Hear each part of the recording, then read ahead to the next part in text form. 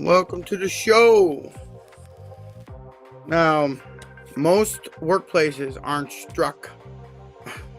Most workplaces aren't stuck because they don't care. They're stuck because they don't know what to do after the land acknowledgement. Today, we're moving from intentions to systems when it comes to Indigenous EDI, Indigenous relations stuff. How to set boundaries so Indigenous staff aren't turned into unpaid teachers. How to respond when conflict happens. And how to build allyship that survives awkward moments and real pressures. So this is Ian the HR Pro live podcast where I'm dangerously unscripted. And of course, today is all about allyship and all those topics I just rattled off. That all has to do with your Indigenous employees. That music seems loud, but hopefully it's not too loud and you guys can hear me just fine. Let's just get right into topic number one. Our last show was on December 16th, I believe, for Indigenous allyship.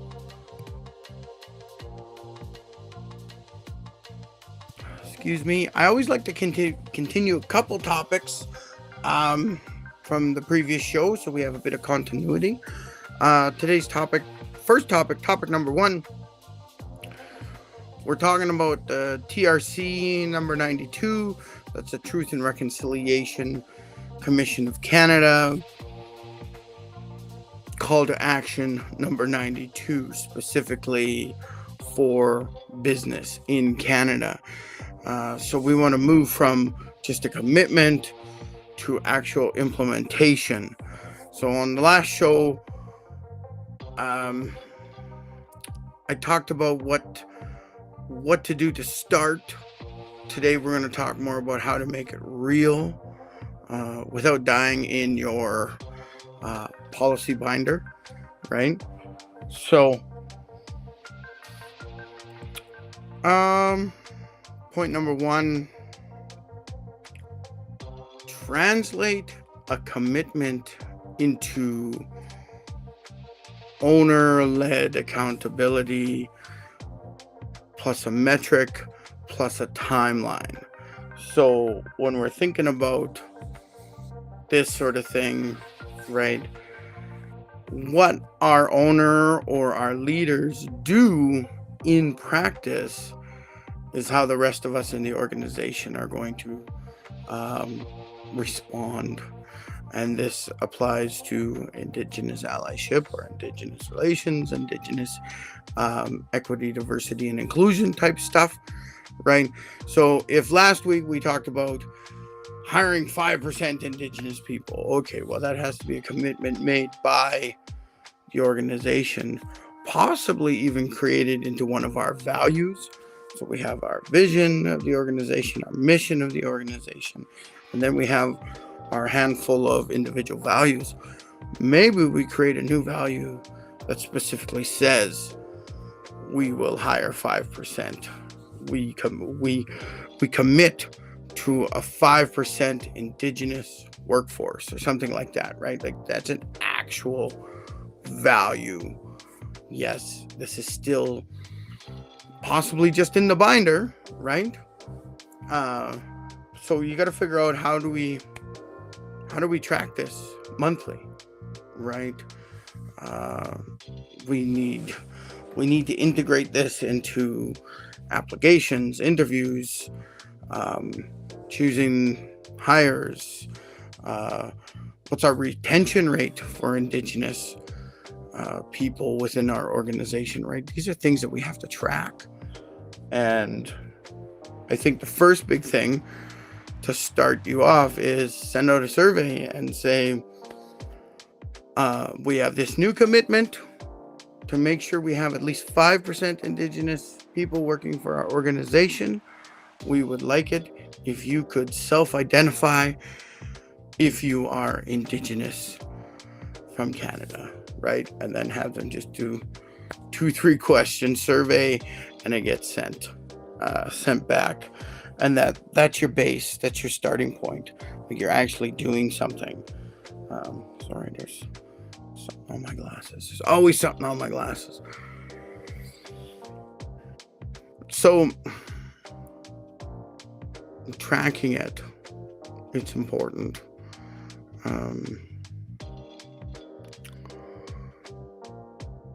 When you have people applying for your job, first thing you're going to do if you're trying to commit to this is send your job ad first to all those Indigenous places that you've discovered. The local First Nations administration office, so they can put on their job board or share with their members. Local nonprofit. There's a lot out there. First one I can think of is the Native Friendship Centers. There's always going to be a place where they're posting jobs, and they might have a list of members that they could also email it out to. So that's the first thing you're going to do with trying to get this number up. Anytime you need an employee, first you're going to send it there. You're going to let it live over there for a week, 2 weeks. You're not going to send it out wide yet. You're not going to send it out to the Indeed job site or post it on LinkedIn or anything like that. You're going to solely send it to just Indigenous locations, because that's where the Indigenous people hang out, right? So, and in the applications, job applications, you're going to put, if you're Indigenous, please self-identify as, sorry, is it someone at the front door? Because we have a commitment to hiring 5% Indigenous people within this organization. So you're going to ask them to self-identify. And you're going to keep that self-identify thing in all your regular job descriptions, your job ad. It's not going to go just with the first version you send to Indigenous organizations. It's going to stay with all your job descriptions.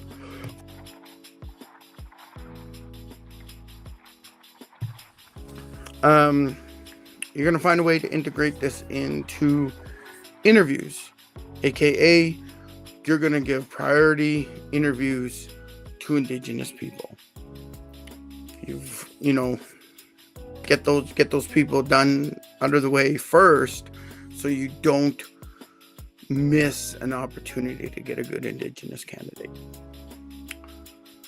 And of course, when you do decide to hire, the Indigenous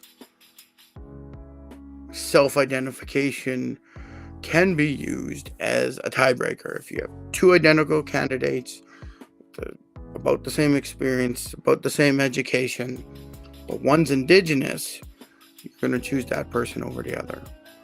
You're going to keep that good candidate on your list, right? If you need someone in a pinch, absolutely. But,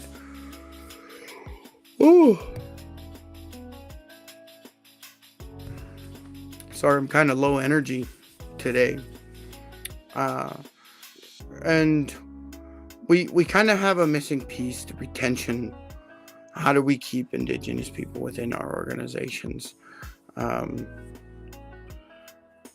Because if we can't keep anyone in our organization, it becomes a churn. And whenever you're churning out employees and having to get new ones, you are adding work to your managers and your HR that doesn't need to be there.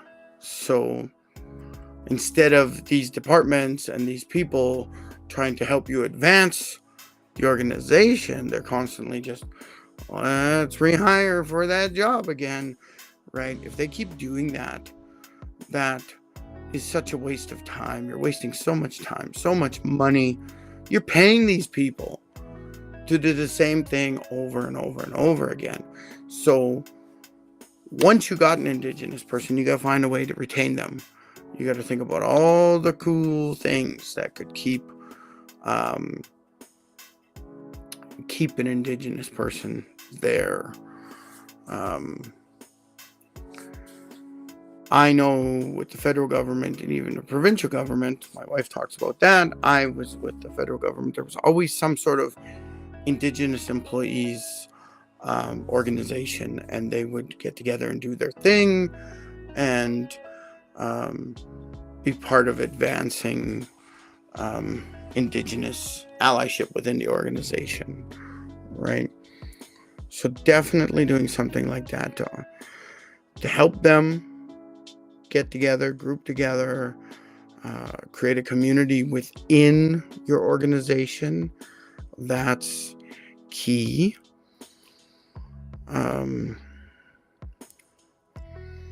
What else? Get active with the special days. There are special days.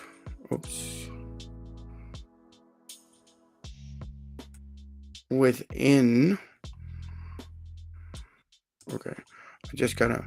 Within the year, there are special Indigenous days. I'm just gonna pop them into a Word document here so I can share them real good. Or not.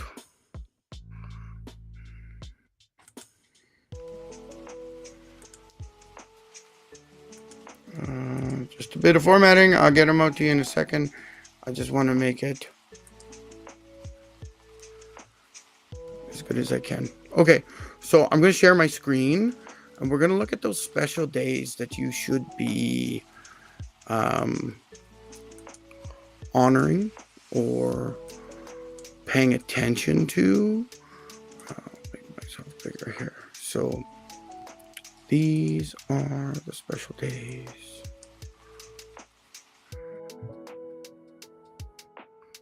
So can you see those all right? Yeah, my screen kind of covers them up. Anyway, let's So we'll do that. So now you can see it. Okay. So, oh my God, my keyboard's not working. It's okay. So special days to remember. So as you go through the year, you want to make sure that you're supporting your Indigenous employees, but you also want to encourage your non-Indigenous employees to acknowledge these days. Now, these are more national type things. If you connect with a local First Nations or a local Indigenous organization, they may have local events, powwows, some sort of ceremonies or whatever that they may be able to offer, or that you might be able to support in some way, shape, or form.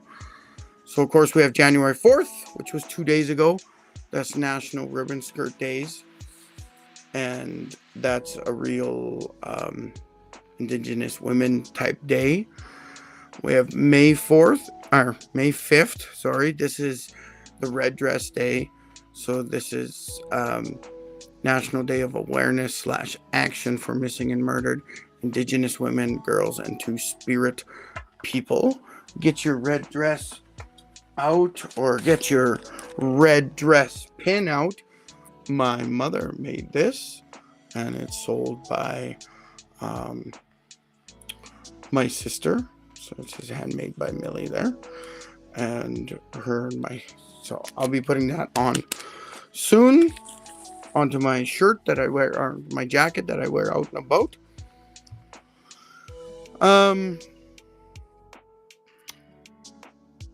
Yeah, and May 14th, that's the Moose Hide campaign. You wear a little square moose hide pin, and for the life of me, I blanked on what it's in support of. Oh my God. Why? Let's gone. It's gone. I've lost it. I should put a note in there.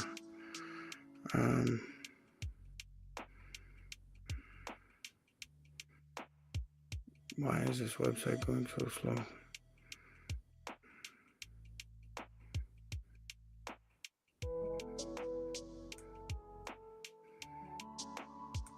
Okay, so hopefully I'm still streaming. My web page, my other web page seems to have stopped for some reason. So this is here. I was able to copy this.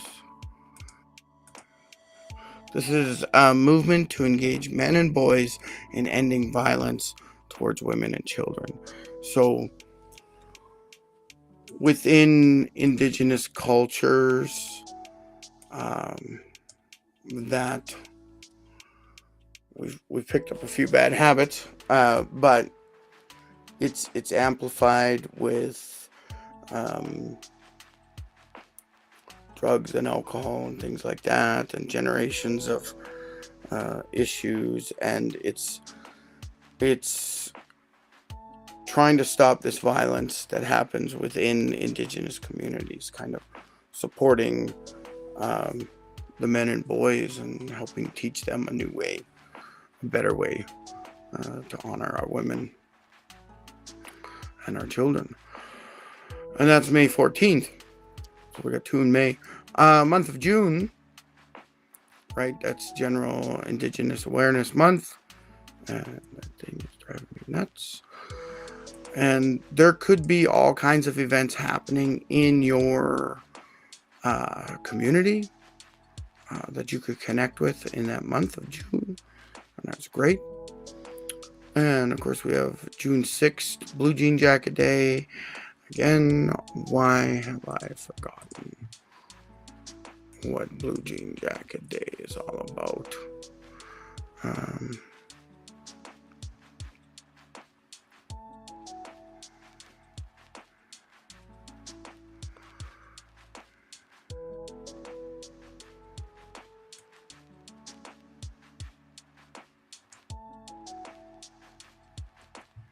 Okay, this is for the men.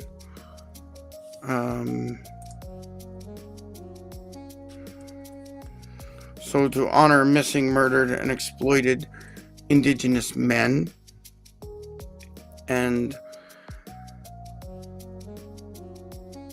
protecting our women and our children are very important, but a lot of times we forget about the men. If you're a man, you know what it's like to be in just these toxic masculine men environments. And then we also think about things like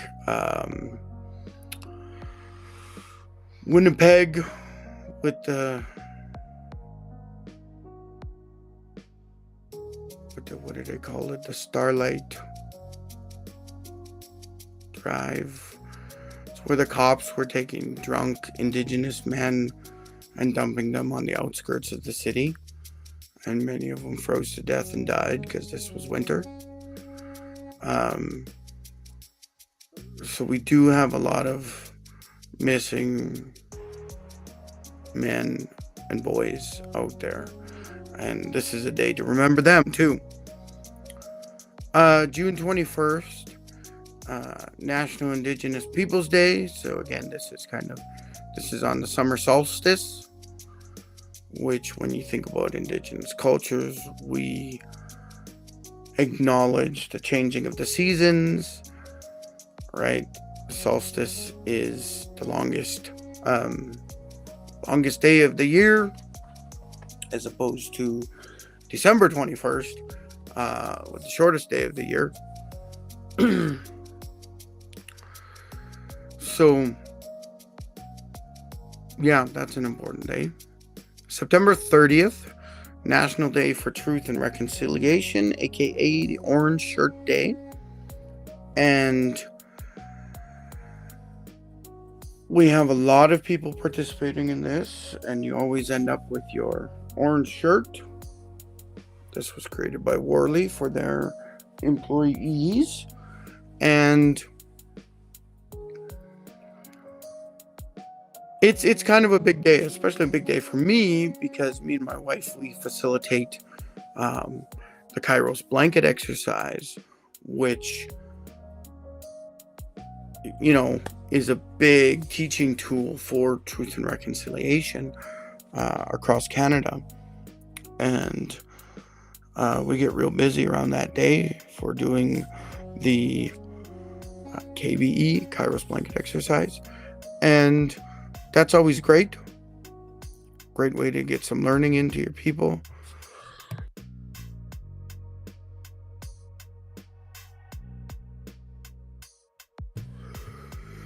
Oh, God, burp and yawning. Anyway, and here's another one, Sisters in Spirit Day, and I didn't have the description of that written down either.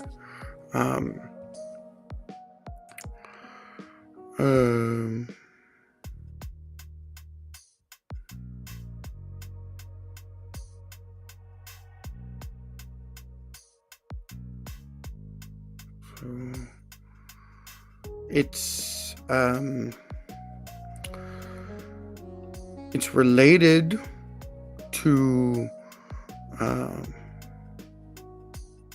it's a National Day in Canada to honor missing and murdered Indigenous girls and Two-Spirit people. I'm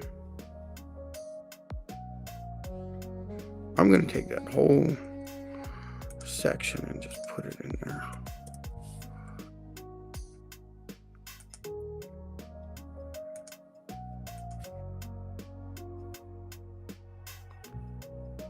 So this day, it's similar to the Red Dress Day, which is May 5th, and I believe it's kind of organized by the same women's organization, but there's kind of more to it. There's a lot of vigils, moments of silence,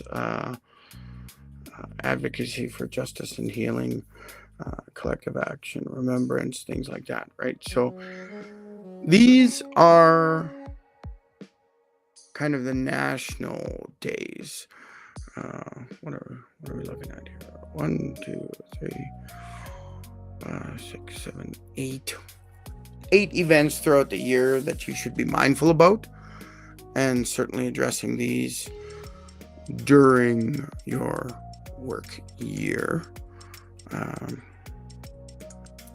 the share. And that's part of the retention, because you've got to commit to your Indigenous employees and say, yeah, we hear you, we see you, we feel you. I gotta take a drink. Earl Grey tea in my Big Stone Cree Nation mug. That's my nation.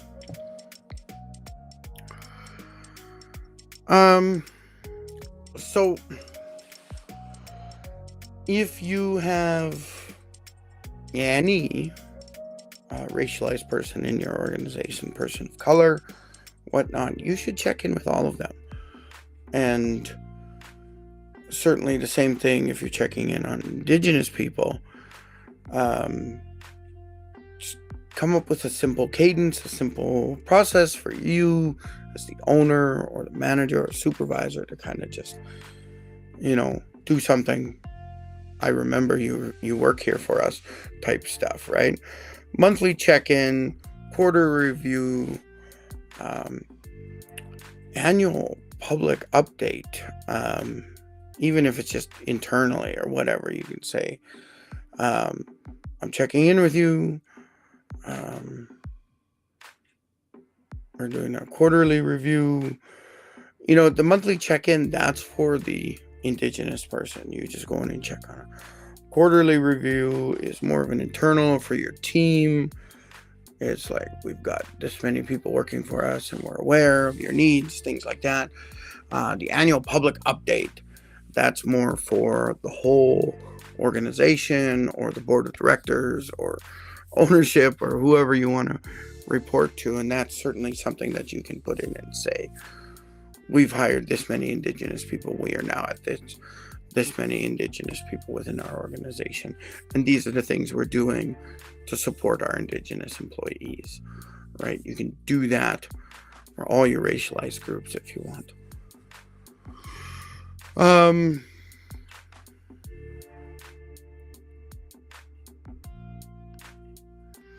Yeah. Gotta remember, we can say we're doing things. We can say that we support Indigenous people, but the only things that matter are the things that we measure, right? We measure how much profits we make. We measure how many sales. We measure how much money we're spending, right? We measure these things because they're important to the organization. So get that accountability when it comes to Indigenous relations. Because if we don't measure it, it's not a commitment. It's just a vibe, right? Measure it.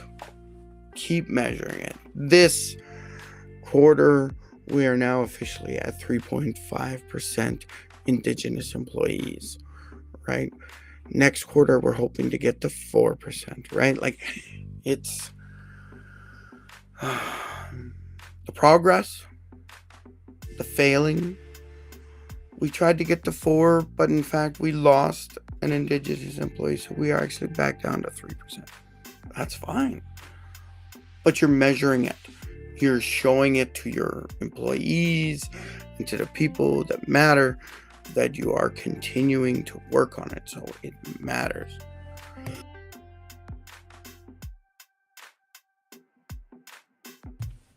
Coughing, sorry. Someone's chatting. Who's chatting? I never heard of a bunch of those. I'm going to have to look into them more. Oh, the special days. Yeah, there's a lot of days that are have come up, and we got to be mindful about those. So in Joy's case, who just made the comment, this is my sister Joy listening to the show. In her case, that's an opportunity to make crafting items, and my mother to make beaded items that they can sell, like their event days, right? So hopefully she got a good look at those. And I wonder how they will. Oh, the word honor is wrong. Wonder how it will turn out in the chat. I'm going to try copying and pasting that whole page, and I'm going to put it in the chat. See how it goes, man. Cannot post message to some channels. Okay, that's fine. Oh, it looks terrible.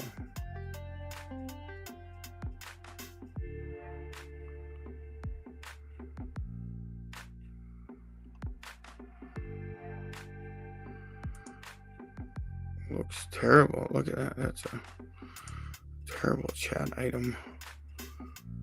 Oh, it shows me chatting it on. It's a big chat. I don't know how that's gonna look in the live stream. If you go to the live stream and look at that chat. Anyway, it's there in the chat, so you got a list of them. But that's an opportunity for my sister and my mother to start creating pins, craft items, or whatever for those special days. And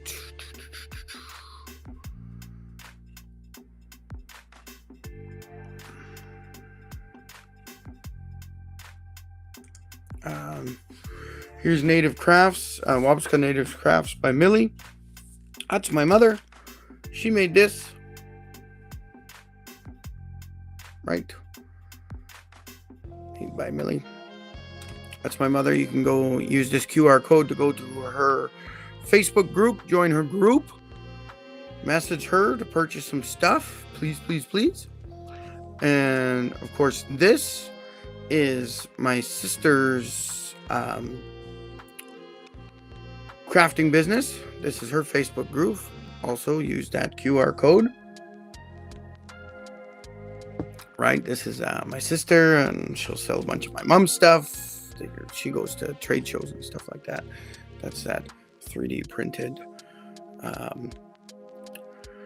dragon I got behind me, snake, whatever it is, and then the little Ozzy Osbourne over here. Right, that's my sister doing that with her awesome 3D printer that she tends to fight. So yeah, you can go there, buy some of their stuff. Support actual Indigenous people. Oh, God forbid. Oh, no. Where was I? Totally lost my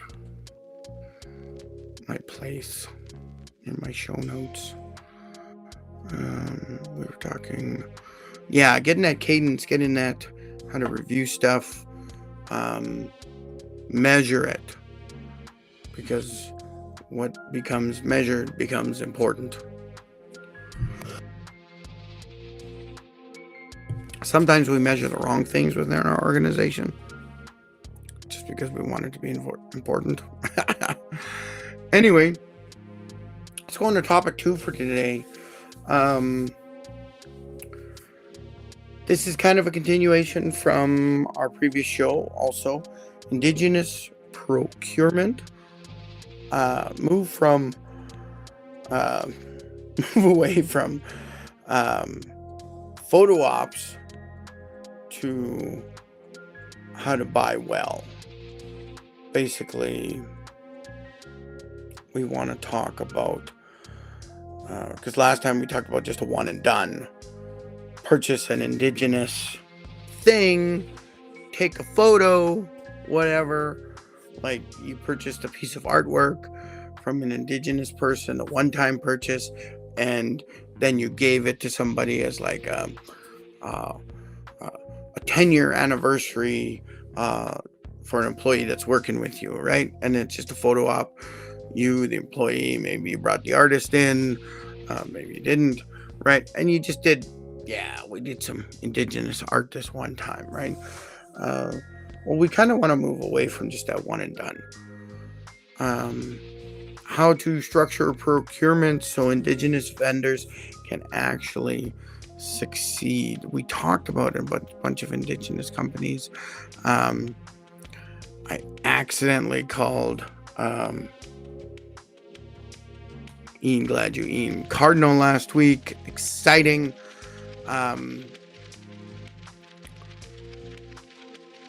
Indigenous vendors can be anything nowadays. You just got to really look for those Indigenous organizations. What's my sister saying here so much? Probably Joy. Oh, okay, whatever. I just screenshotted the list. Oh, good job. So instead of checking out my comment, which I put in with the list, she just did a screenshot. Oh, smart. SMRT runs in the family, you know. Where was I? Oh, every time I get this little in the show thing, when I move from like notes to the chat, it reorganizes my show notes.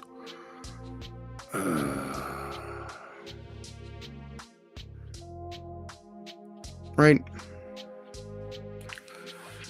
Indigenous vendors aren't just one category. You're not just trying to get Indigenous artwork or Indigenous crafts, right? That's pretty basic. I'm Indigenous. If you want HR services, contact me. I'm Indigenous. You can brag that you support an Indigenous business here in Edmonton, right? So you have local artists versus distributors versus service providers, right? There's a lot of different options. When I think about local artists, well, you know, that's my mom doing her beadwork. I know there's a lot of painters and drawers. When you make art with a pencil or a pen or a crayon, what is that? And we talked last week about a company that is industrial supply company, right? That's Indigenous owned. I wonder if I have their QR code here.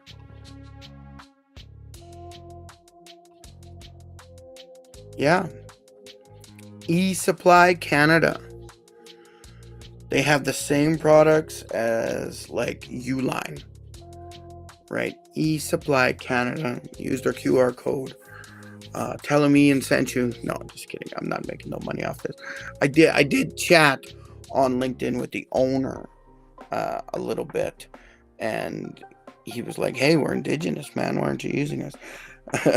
So that's an Indigenous company. That's Indigenous owned industrial supply company, right? Everything from staff room coffee to packing supplies to parts and, you know, just like all signage, safety signage and things like that. My eyes are just going nuts right now. And Mitsu, this is a cousin of mine, a distant cousin, and this is Ian Gladue, who I accidentally called Ian Cardinal last time. And Mitsu is basically a dry meat, pemmican, you know, like Big Chief, but better. That's what he does. That's his company. It's Indigenous. So support him. Let's go back to the notes, which, of course, are all messed up and all over the place again. Over here.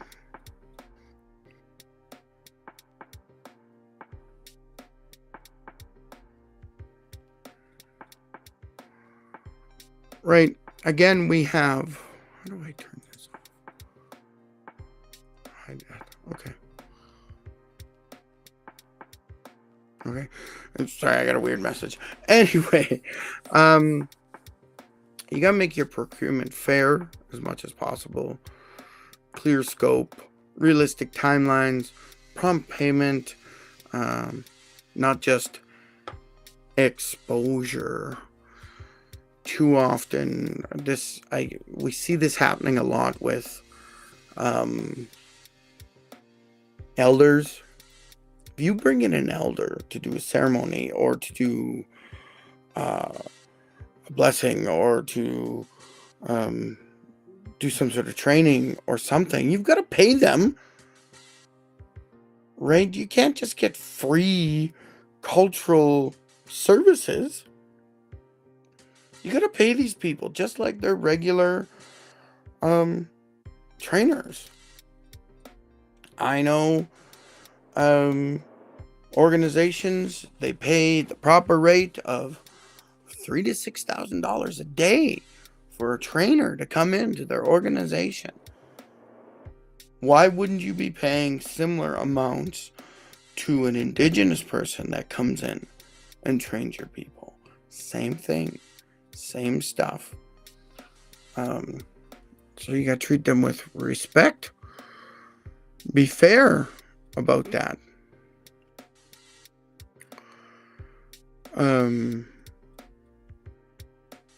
Just because I'm an Indigenous HR person doesn't mean I'm going to go in and do a bunch of free work for you just so that you can give me a shout out on your social media.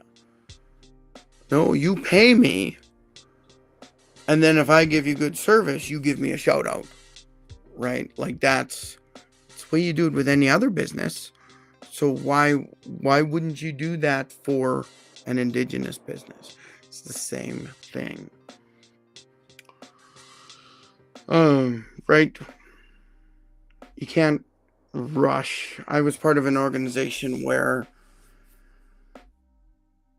that organization was only being used as a last resort, and it was always a rush job.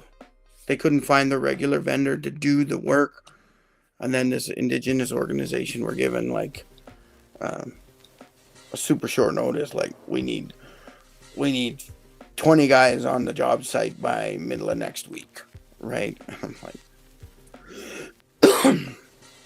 any other big organization, especially a construction company like that, would probably say, go to heck, right? Like, there's no way we can get that many people or crew together in half a week, right? Prompt payment, just because they're an indigenous organization doesn't mean that you don't have to pay them. They're not as important as your other vendors, as your other service providers. They're exactly the same. In Canada, they might be more important. Avoid the middleman indigenous setups, right? Who owns that middleman organization? Who profits from it? And who does the work? We see this a lot. Some organization has a service or product and they partner with an indigenous person or organization. They rebrand to make it look indigenous, but the real money is going to this non-indigenous organization / person, right? The indigenous person they partnered with has little to no business and is making very little money within the organization, right? So we see that a lot, especially to get government grants, right? A big organization comes in, says they want to get this grant, so they'll partner, create this new entity, but most of the money just funnels into the big organization. So think about that. Are you actually seeing indigenous people? Do you know where the money goes? As the owners, who's profiting, right? Build yourself a preferred vendor list. Like most big organizations, they're going to do this. And small businesses, sometimes we just kind of default to the one vendor.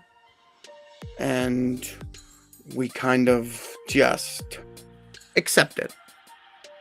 I think about a local community league with the dumpster contract, the garbage dumpster that's outside our hall.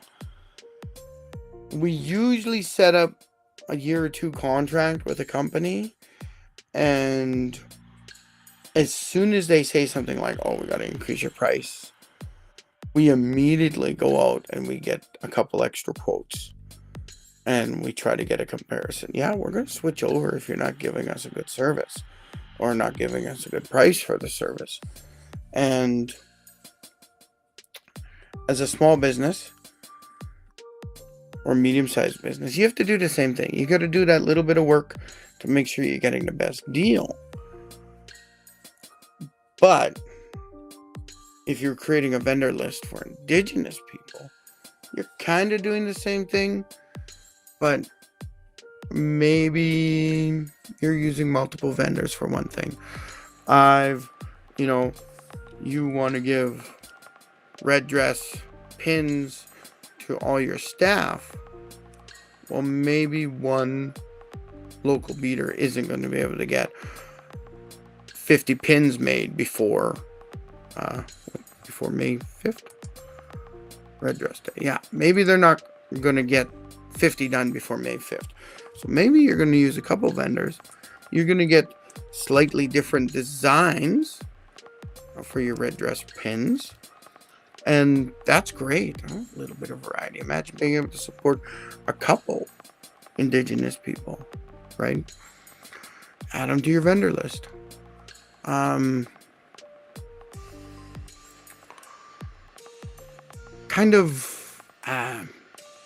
Create a little vendor checklist. All right, when it comes to indigenous people, like 4 things you want on your checklist. You want to know who the ownership and the community connection. So, in my case, Ian is wholly owned company, but he's a member of the Big Stone Cree Nation. So if I want to support the Big Stone Cree Nation, then I can connect with Ian as a member of the Big Stone Cree Nation, and say we're helping to support a Big Stone Cree Nation member, right? And so you can do that with whatever nation is close to you. Here in Edmonton, we have the Papaschis First Nation. They are working towards getting their proper nationhood. But we also have Enoch that's close by on the west end of the city.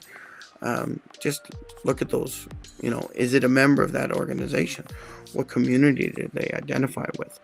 Because you want to be trying to support that local Indigenous person as much as possible first.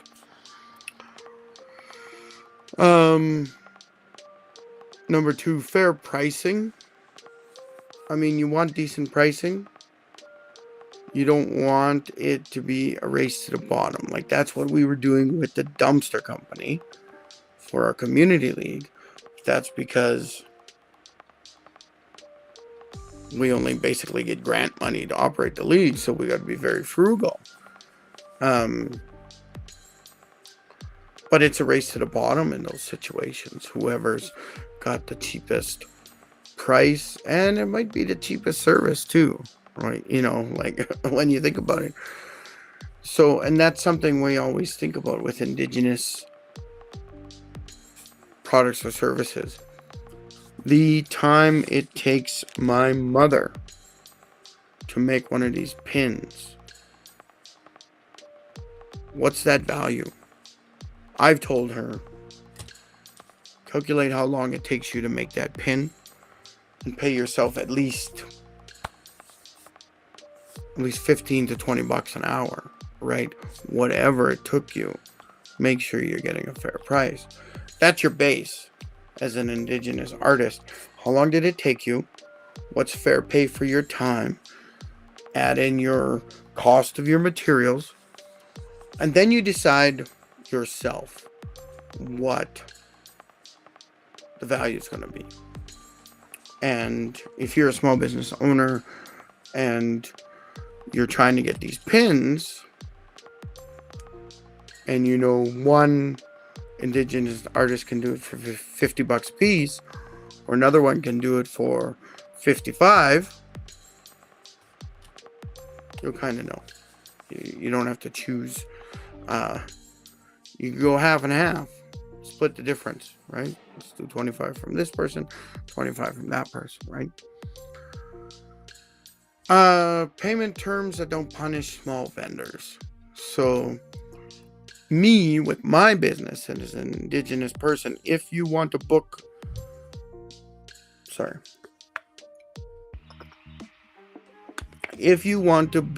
me and my wife or my organization to come in and do the Kairos blanket exercise for you, you have to pay me 50% of that fee up front. And that's on booking. So you want to book for the weekend of June 21st because you want to have a Kairos blanket exercise on that day, on that national day, then you're going to book now. You're going to pay 50% now. Right? And that secures your booking. And that's the same if you make an order, 25 or 50 of these, you should be paying at least 50% up front for whatever they want. At least 50%. I think my sister talks about some special orders. They take 100% payment up front. Right? These are kind of, I don't want to say factory made, but this is a pre-made design. My mom has designed it once, and now they're just making the same design over and over. Whereas you get a special project that you want a special character or image or whatever on your pin or on your moccasins, whatever, right? Like that becomes a special order, and I believe they say that we need 100% because they've had people want this and not pay for the whole thing, or in some cases they didn't pay 50% even. Right? you got to realize that small vendors, they live or die on these sales.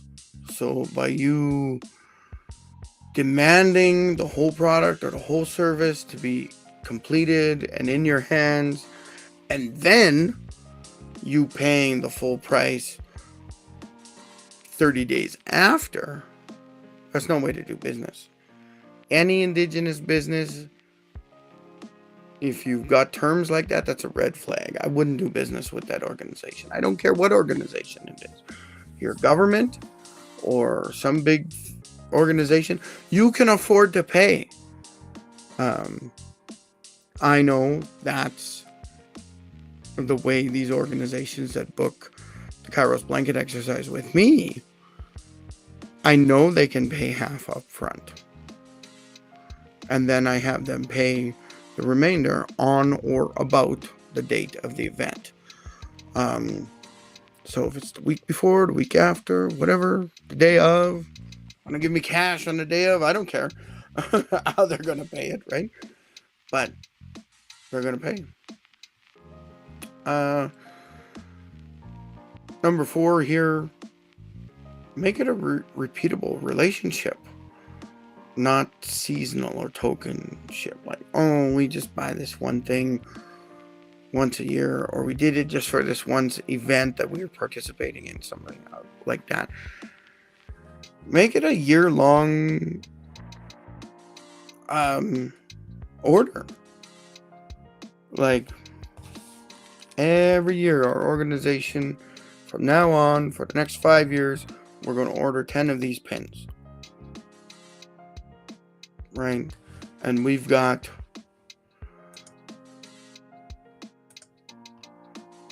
all these other days.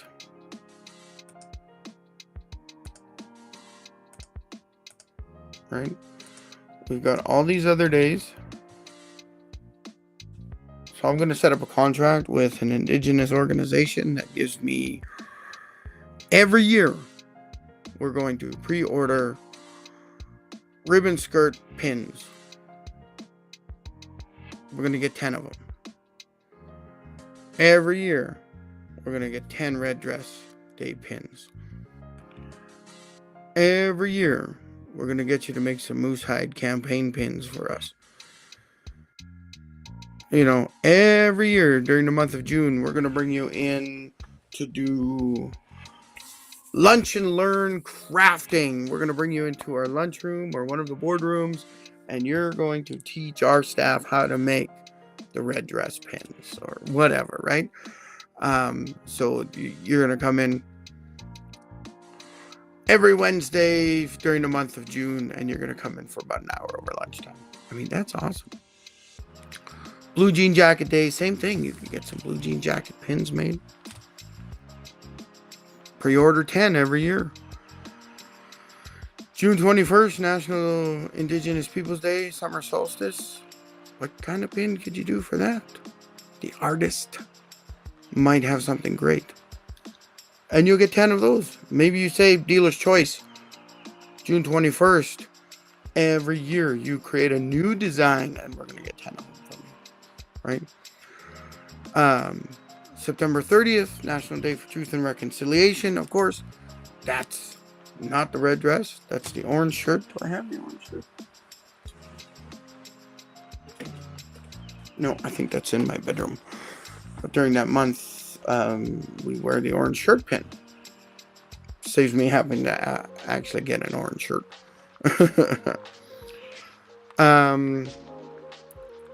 October 4th, Sisters in Spirit Day. There might be a symbol. Could be another dealer's choice. Create us a fun design every year. We're going to get 10 of them. So then they're always within the organization. You're always going to have a supply of these pins that you can give out on these special days, these special months. Fun little gifts that you can share with your employees. I mean, Joy, you got to pick up some contracts like this. Like, can you imagine? You got 5 or 10 of these contracts. 1, 2, 3, 4, 5, 6, 7. So you get 7 special days a year. And if they're always buying 10, right, times 10, so that's 70 items you're creating each year, times whatever you might be selling them for, $55 each. Oops.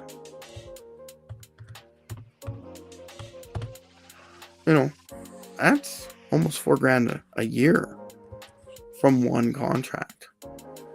And I think that's neat. Even if you're doing 5, 3 pins, I mean, you could come up with a deal to do these pins.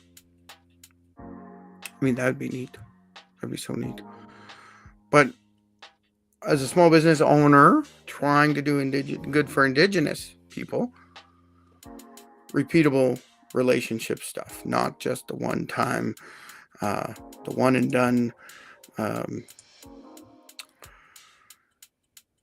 sort of situation, right? And that could go for any sort of Indigenous artist or Indigenous service provider. Why don't you contact Ian?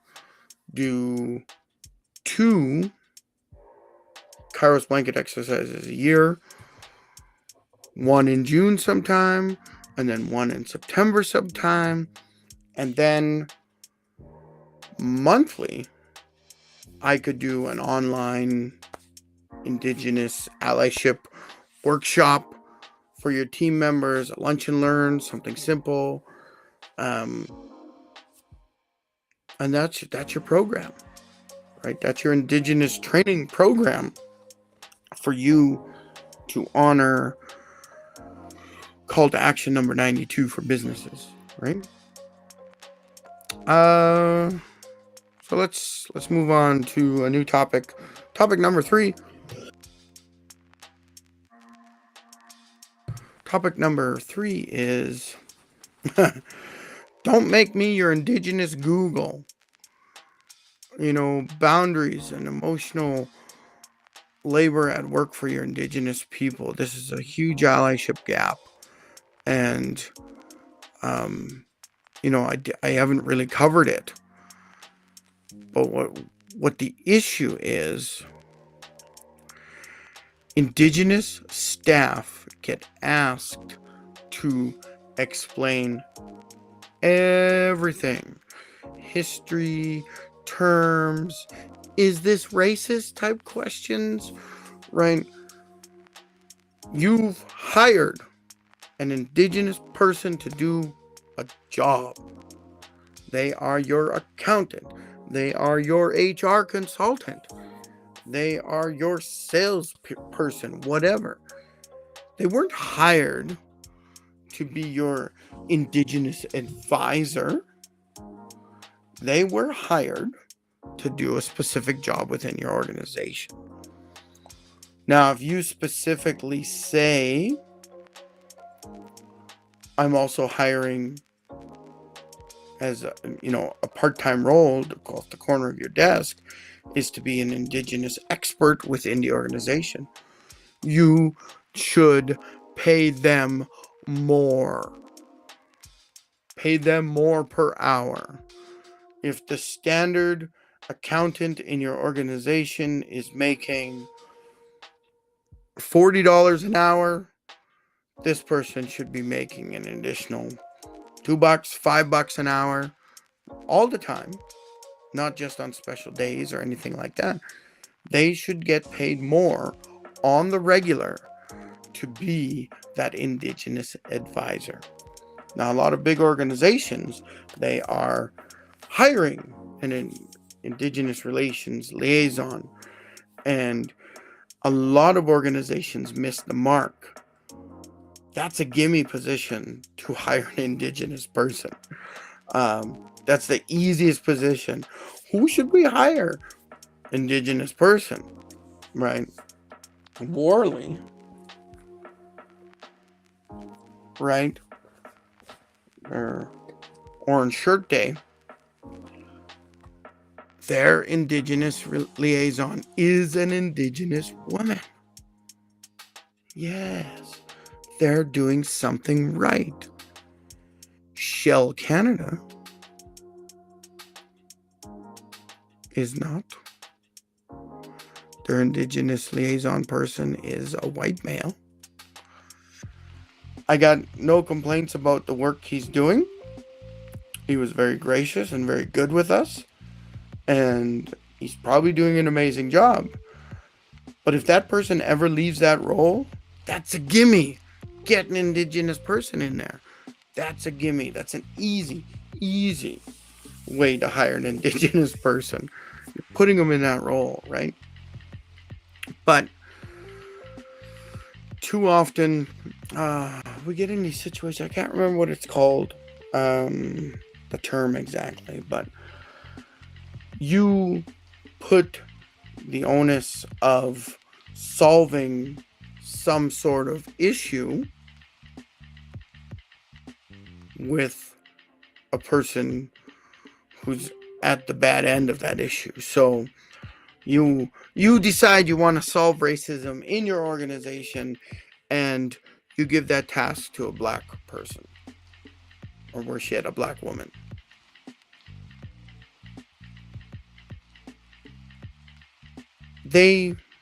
We should not be solving your racism in your organization, right? You're asking the oppressed person to solve the issue of their own oppression. This is almost dark and devious, right? Like, you can give them the role of being an advisor, but it should be management solving these issues, or helping to empower these people, right, that you might hire in this situation.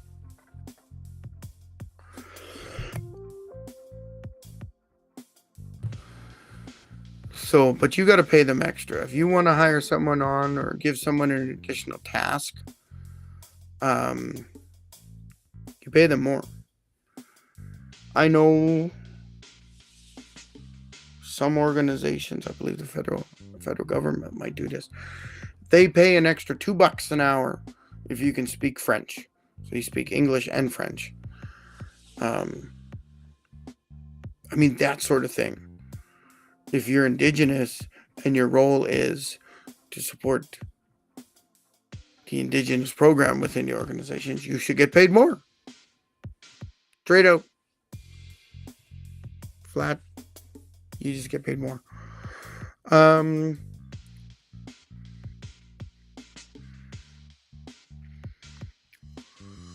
So instead of just throwing all this onto your one Indigenous employee, you should certainly be doing more research to get more training and to get more resources in your organization.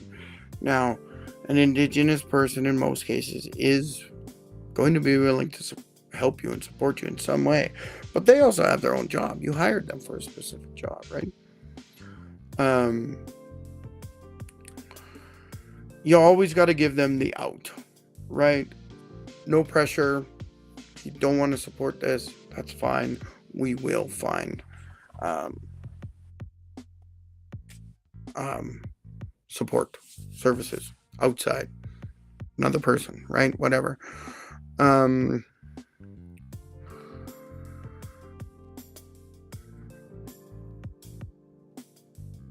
Sometimes we start committees within the organization. This committee is doing this committee is doing that. Well, if you join a committee within your organization, this really is additional work, because you have your normal workload, but now you're also doing this on the corner of your desk.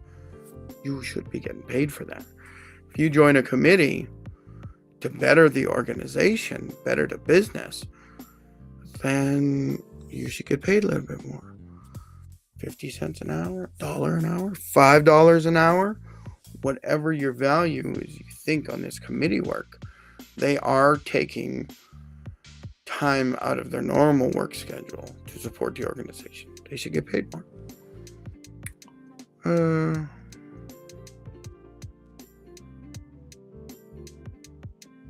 Yeah, I don't like those.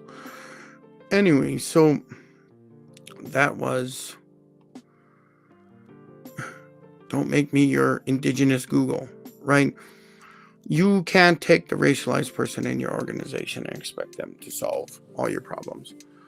They're there for another reason, unless you specifically hired them as Indigenous liaison. Then, yeah, they're getting paid for that role. And because the Indigenous relations person, liaison, is trying to affect change within the whole organization, they should certainly be manager level, right? So they should be paid well. They shouldn't be just some low level, entry level position and you try to pay them with a low pay grade, something like that, right? Like, you got to get them up there at manager level, regardless if they have management education. So if your organization says, oh, we need all managers to have a master's degree, that shouldn't be a condition for the Indigenous liaison, especially if it's an actual Indigenous person, right? They got the lived experience. So ease up. Nice to have, not must have, right?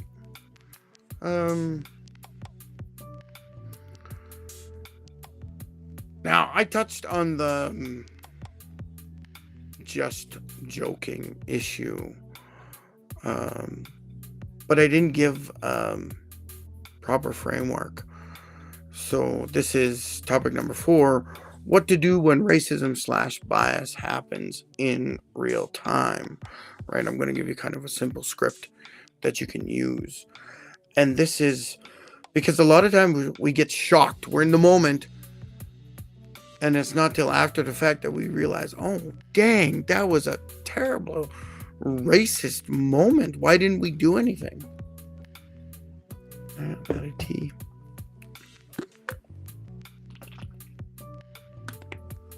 Why didn't we do anything in that racist moment? Right? So here's a quick and dirty script. This is related to the people that are trying to be a little bit racist. And they're kind of feeling out to see if other people are racist in the organization. And they make a racist joke, or a racist comment, but they preface it, or what's the word? Anyway, after they make the racist comment or joke, they say, oh, just joking, guys, just joking, right? They're checking to see who laughed, who is also racist in the organization. And they're checking to see how far they can go, right, within the organization.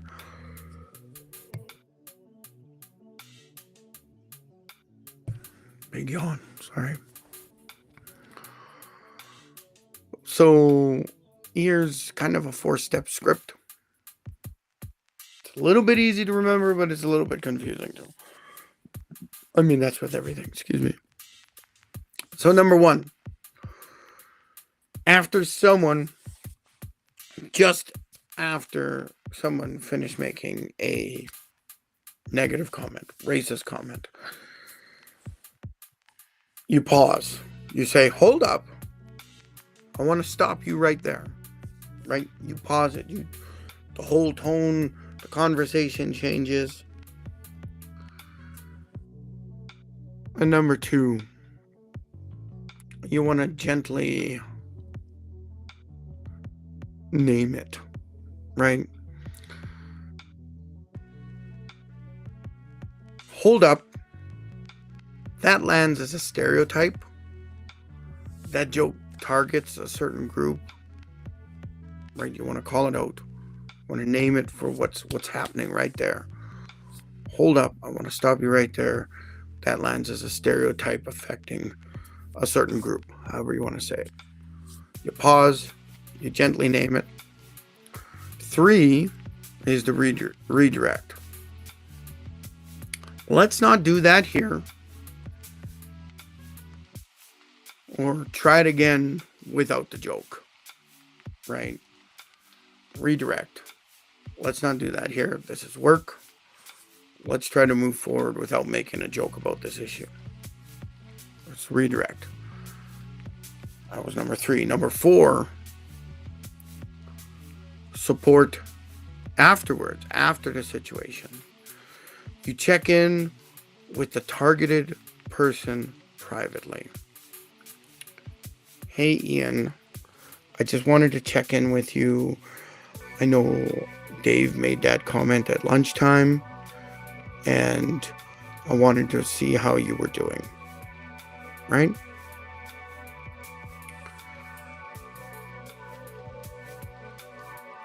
Now, this could be the person who called it out. It doesn't have to be a supervisor.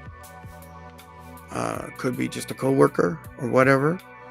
But if you're the boss who did it, it's kind of a couple bonus points for leaders here. If you're the boss, you do that follow-up and you create a document, and in that document you set some expectations. Within this organization, we don't talk or make jokes about racialized people or Indigenous people or LGBT community people, right? Like we don't make these jokes. And this is official document. Maybe you create a policy now. Maybe you create a value for your organization, right? We value all cultural and racial differences because it makes us better, right? That's a new value that you're putting in.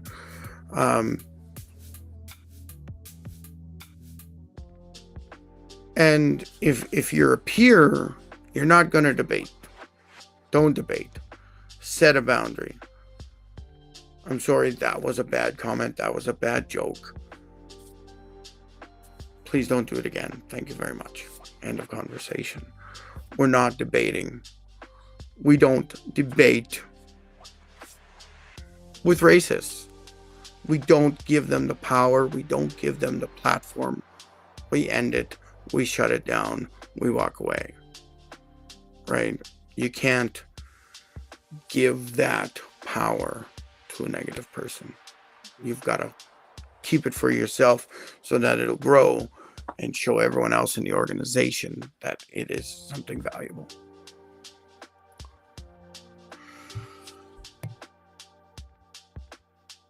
So that's 4 steps.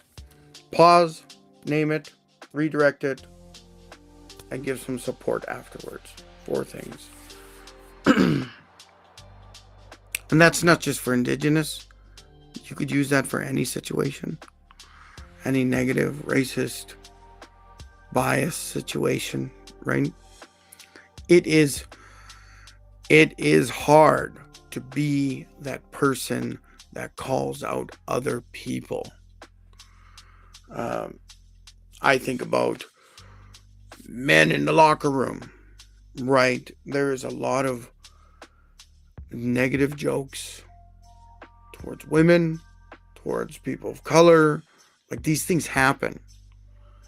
And when you're in that manly situation, it is very hard to say, yo, Dave, shut your mouth, man. Like, stop saying racist stuff here. John's on the team with us. He's one of us. So I don't want to hear that crap anymore. It is very hard to be that person. And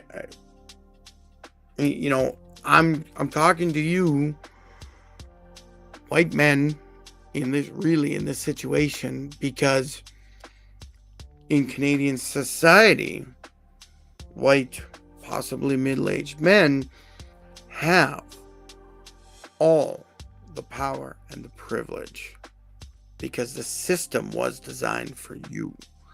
That's no fault of your own. But it's just very hard to be the one to correct a system that has benefited you and benefited all those other white males in your friends group, right? It's very hard. But if you can call that out, that's a powerful situation. That is a powerful situation. And every Indigenous person or racialized person, female, will thank you for calling out those people in those situations. It is so important that we do this one-on-one at these personal levels. Call it out.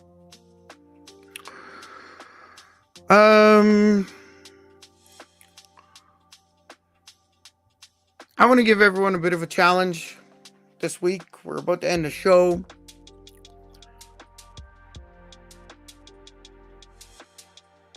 Kind of do something. Indigenous stuff. Things you can do. All right. Pick one system change within your organizations. Add a line to job postings about accommodations in plain language, right? Like, just something simple. If we're talking Indigenous, add a line on your job posting that says, we encourage Indigenous people to apply for this role, right? Some sort of system change like that. Number 2, create a preferred Indigenous vendors starter list of 5, right? Find 5 local Indigenous businesses, artists, craft people, service providers, as long as they're Indigenous and they're Indigenous owned. Start your list. Do it now, right? Book one training date, even if it's 2 months away.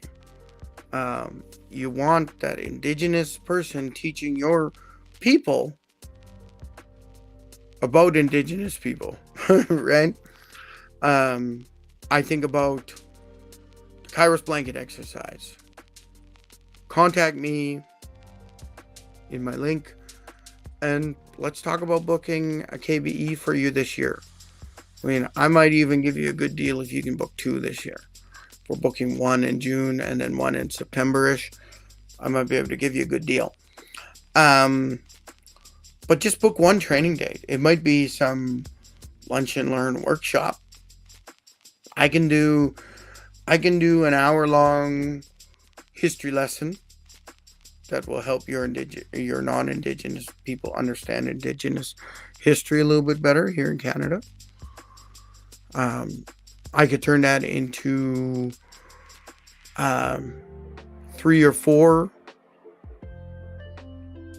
half-hour sessions that we could do over the course of all of the month of June, sorry. And we do 1 day a week, every Wednesday in June. Let's do half-hour, 45-minute lunch and learn about Indigenous history. Yeah, we can do that, right? Book some sort of training, get your people learning. I have heard so many newcomers, new Canadians, say they knew nothing about this history. They knew nothing about the history of Indigenous people in Canada. All they know is that they occasionally see an Indigenous person on the street here in Edmonton, begging for money, in the cold, whatever, living in the dog park. That's what they see. That's all they know.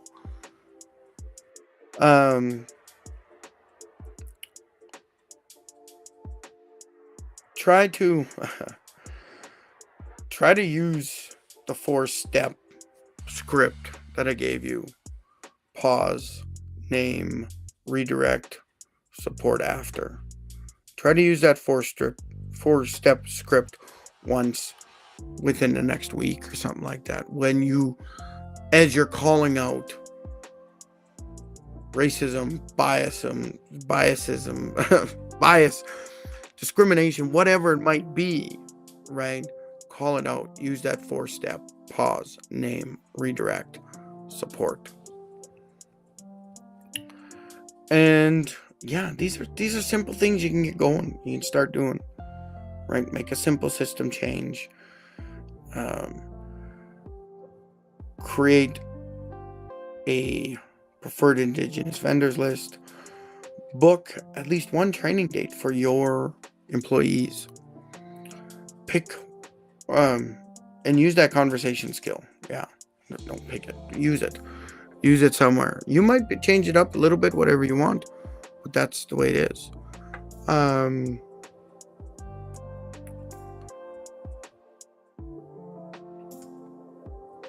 You know what, I'll put that short list into the comments. Right, it's there now in the comments. I don't know if you'll see it if it's after the live, but I put it there. That's the 4th step. Anyway, I think I'm done for today. Tomorrow's show, tomorrow, the 7th, I have business coach Keith Shaw coming on the show, and that's going to be a good show, so don't miss it. I have a bunch of questions I can ask him, and hopefully we'll get a good conversation going on.